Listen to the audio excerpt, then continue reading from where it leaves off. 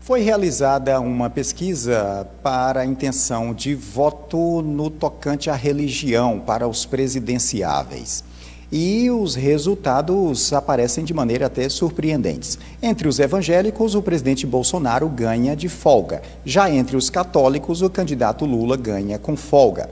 Essas pesquisas revelam muito sobre o trabalho das campanhas a serem feitas, porque nessa guerra de comunicação aí, logicamente, eles vão focando na estratificação da pesquisa, sobre a idade, sobre os setores, onde estão melhores ou não, e vão trabalhando.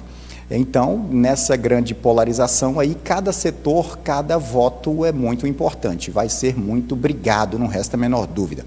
Vamos então a essa pesquisa, que foi feita entre os dias 22 e 24 deste mês. Vamos mostrar os números para que você possa também ficar mais por dentro e muito mais bem informado tecnicamente a respeito das eleições presidenciáveis. Vamos lá.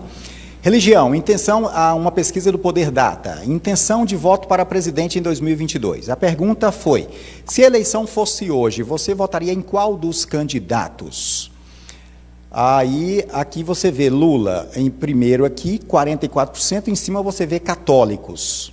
E na frente você vê evangélicos, 33%, que o Lula tem entre os católicos, tem 44%.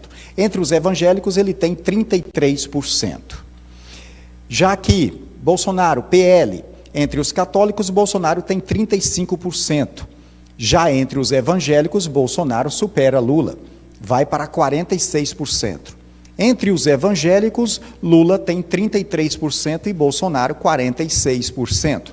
Já entre os católicos, Lula tem 44% e Bolsonaro 35%. E assim vai, Ciro Gomes, 5% entre os católicos, Janones e vários outros nomes aqui. Vamos também aqui na estratificação da pesquisa do Poder Data, os dias e a quantidade aqui que ela foi feita. O Poder Data cruzou os dados das seguintes perguntas. Se a eleição fosse hoje, em qual dos candidatos que vou falar em ordem alfabética você votaria? E com qual religião você mais se identifica? Nomes apresentados ao entrevistado em ordem alfabética e tal. A metodologia aqui embaixo. A pesquisa foi realizada com recursos próprios pelo Poder Data, empresa do grupo Poder 360 Jornalismo. Os dados foram coletados entre os dias 22 a 24 de maio de 2022. Por meio de ligações para celulares e telefones fixos. Foram 3.000 entrevistas em 301 municípios nas 27 unidades da federação. A margem de erro é de 2 pontos percentuais para o intervalo de confiança, que é de 95%. Tem também ali o registro no TSE, BR 05638/2022. Essa pesquisa acaba falando muito, principalmente para os marqueteiros. Porque é a responsabilidade deles estarem focando e fazendo o devido planejamento, até para saber o que o candidato vai falar no discurso. Então, vai se buscando, através das estratificações das pesquisas, onde está bem, onde está fraco, onde está forte, quais os pontos mais fortes para serem trabalhados, quais os mais fracos para serem fortalecidos.